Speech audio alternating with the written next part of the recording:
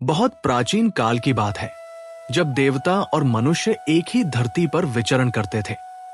जब यज्ञ की अग्नि स्वर्ग तक पहुंचती थी, जब ऋषियों के तप से पृथ्वी कांपती थी, उस युग में एक महान यज्ञ आयोजित हुआ। यज्ञ करने वाले थे ऋषि वाजश्रवा, एक धनी प्रतिष्ठित ब्राह्मण। समाज में नाम था, सम्मान था। उन्होंने संकल्प लिया विश्वजित यज्ञ का, वो यज्ञ जिसमें यजमान अपना सर्वस्व दान कर देता है। गाय दान में दी जाने लगी, घोड़े, रथ, वस्त्र, स्वर्ण। लेकिन वाजश्रवा के मन में एक चालाकी थी। वो जानते थे लोग देख रहे हैं, प्रतिष्ठा बढ़नी चाहिए, पुण्य का दिखावा होना चाहिए। इसलिए जो गाय दान में दी गई वो बूढ़ी थी, बीमार थी, जिनका दूध सूख चुका था, जो चल भी नहीं पाती थी। यज्ञ भव्य था, लेकिन नियत खोखली थी। और ये सब एक छोटे बालक ने देख लिया। उसका नाम था नचिकेता, वाजश्रवा का पुत्र। महज 8-10 वर्ष का, लेकिन आंखों में अद्भुत तेज था। मन में प्रश्न थे, हृदय में सत्य की प्यास थी। नचिकेता यज्ञशाला में खड़ा देख रहा था। लोग ताली बजा रहे थे, पिता की प्रशंसा कर रहे थे। लेकिन नचिकेता को कुछ अजीब लग रहा था। उसने एक बूढ़ी गाय देखी, हड्डियों का ढांचा, फिर एक और जिसकी आंखों में पीड़ा थी। उसे याद आया, शास्त्रों में लिखा है, दान शुद्ध भाव से होना चाहिए, दान श्रेष्ठ वस्तु का होना चाहिए, नहीं तो वो पुण्य नहीं पाप बन जाता है। नचिकेता का मन व्यथित हो गया। वो अपने पिता के पास गया। पिताजी, वाजश्रवा यज्ञ में व्यस्त थे। पिताजी, आप सब कुछ दान कर रहे हैं। हाँ पुत्र, यही तो धर्म है, तो मुझे भी किसी को दान कर दीजिए। वाजश्रवा ने हल्के में लिया, हाँ, बाद में। लेकिन नचिकेता पीछे नहीं हटा। नहीं पिताजी, अगर आप सच में सर्वस्व दान कर रहे हैं तो मैं भी आपकी संपत्ति हूं। मुझे किसे दान करेंगे? वाजश्रवा झुंझला गए। बाद में बात करेंगे नचिकेता, अभी यज्ञ चल रहा है। लेकिन नचिकेता ने फिर पूछा, पिताजी, मुझे किसे देंगे? वाजश्रवा का धैर्य टूट गया। क्रोध में बिना सोचे बोल पड़े, तुझे मैं यमराज को दे दूंगा। चारों ओर सन्नाटा छा गया। ब्राह्मणों ने कहा, नहीं नहीं, ऐसा न कहें। लेकिन शब्द निकल चुके थे और नचिकेता शांत खड़ा था। उसके चेहरे पर कोई डर नहीं था। उसने कहा, पिताजी ने वचन दे दिया, ब्राह्मण का वचन झूठा नहीं हो सकता। मैं यमराज के पास जाऊंगा। वाजश्रवा घबराए। नहीं पुत्र, मैं क्रोध में बोल गया। लेकिन नचिकेता ने कहा, आपने इस यज्ञ में सत्य का दिखावा किया, अब सच में सत्य का पालन करें।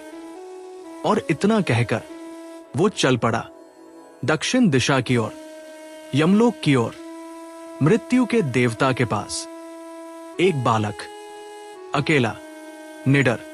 लोग देखते रह गए। कुछ कहने लगे, ये बालक पागल है। कुछ बोले, ये अभिमानी है। लेकिन कुछ ने देखा, उसकी आंखों में कुछ और था।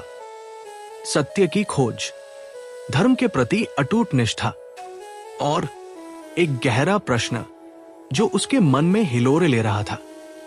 वो चलता गया।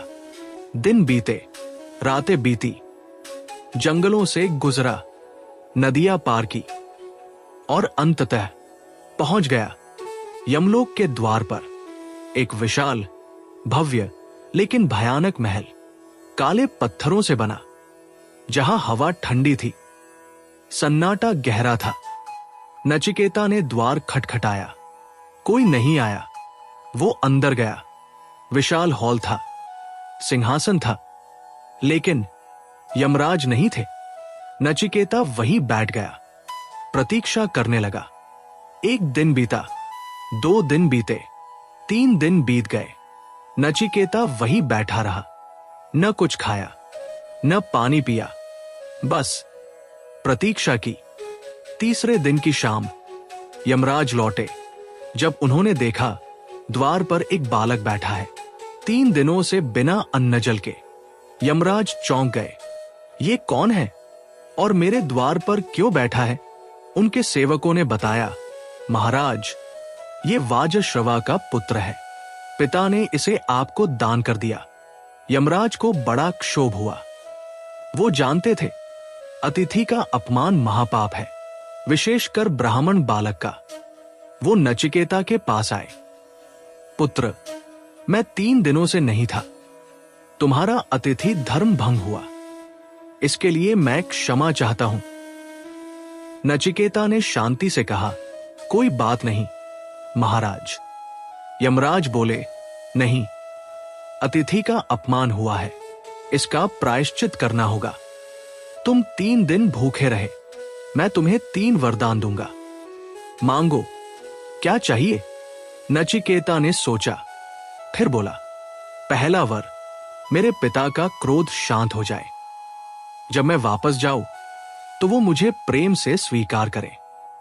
यमराज मुस्कुराए, तथास्तु, तुम्हारे पिता तुम्हें देखते ही प्रेम से भर जाएंगे। दूसरा वर मांगो। नचिकेता बोला, मैंने सुना है स्वर्ग में एक विशेष अग्नि है जिसे जलाने से मनुष्य स्वर्ग प्राप्त करता है। मुझे उस अग्नि का ज्ञान दे। यमराज प्रसन्न हुए। अद्भुत, इतनी छोटी उम्र में तुम स्वर्ग की चिंता करते हो। तथास्तु। और यमराज ने नचिकेता को नाचिकेत अग्नि का पूरा विधान समझाया। कैसे यज्ञ करना है, कैसे मंत्र पढ़ने हैं, कैसे स्वर्ग प्राप्त होगा। नचिकेता ने सब सुना, समझा, याद किया। फिर यमराज ने कहा, अब तीसरा वर मांगो। नचिकेता चुप हो गया। वो कुछ सोचने लगा। फिर धीरे से बोला, महाराज, मेरा तीसरा प्रश्न है। यमराज ने कहा, पूछो। नचिकेता ने गहरी सांस ली और पूछ लिया वो प्रश्न जो सदियों से मनुष्य को सताता आया है। जब मनुष्य मरता है उसके बाद क्या होता है? कुछ कहते हैं आत्मा रहती है, कुछ कहते हैं सब खत्म हो जाता है। सच क्या है? क्या मृत्यु के बाद भी कुछ बचता है? यमराज का चेहरा गंभीर हो गया। उन्होंने कहा, नचिकेता, कोई और वरदान मांग लो। स्वर्ण मांगो, राज्य मांगो, दीर्घायु मांगो, लेकिन ये प्रश्न मत पूछो। ये रहस्य देवताओं को भी नहीं पता। ये प्रश्न बहुत सूक्ष्म है, बहुत गहरा है। लेकिन नचिकेता नहीं माना। महाराज, आपने 3 वर देने का वचन दिया।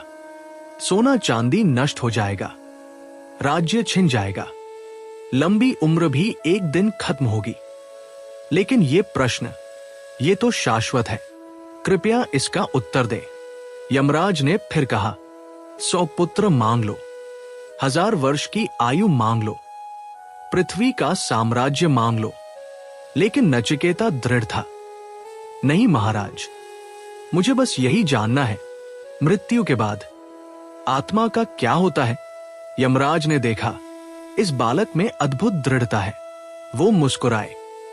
तुम सच्चे जिज्ञासु हो नचिकेता, तुम्हारी प्यास झूठी नहीं।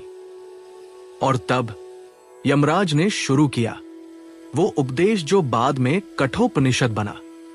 नचिकेता, ये शरीर नाशवान है, लेकिन इस शरीर में जो चेतना है वो अमर है। वो आत्मा न जन्मती है न मरती है, न ये किसी से उत्पन्न हुई, न ये किसी को उत्पन्न करती है। ये अजन्मा है, नित्य है, शाश्वत है। शरीर के नष्ट होने पर भी ये नष्ट नहीं होती। नचिकेता सुनता रहा। यमराज ने समझाया, ये आत्मा अणु से भी सूक्ष्म है और पर्वत से भी विशाल। ये हर प्राणी में छुपी है, लेकिन विषय वासनाओं में उलझा मनुष्य इसे नहीं देख पाता।